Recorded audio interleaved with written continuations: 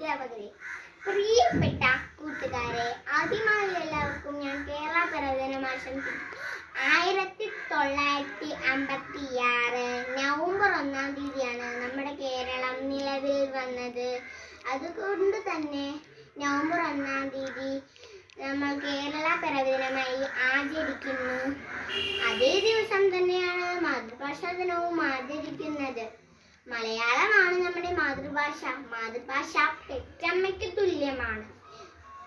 14 ജില്ലകളുള്ള നമ്മുടെ കേരളത്തിന്റെ തലസ്ഥാനം തിരുവനന്തപുരമാണ്. ഏറ്റവും ചെറിയ ജില്ല നമ്മുടെ ആലപ്പുഴയാണ്. ഏറ്റവും വലിയ ജില്ല പാലക്കാടുമാണ്.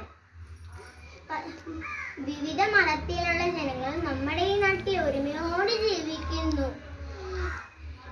ദൈവത്തിന്റെ നമ്മുടെ കേരളത്തെ എത്ര വിവരിച്ചാലും മതിയാകില്ല. ദൈവത്തിന്റെ സ്വന്തം നാടാണ് നമ്മുടെ കേരളം. ഒന്നുകൂടി ഞാൻ നിങ്ങൾക്ക് എല്ലാവർക്കും കേരള പിറവി ദിനം ആശംസിക്കുന്നു. നന്ദി.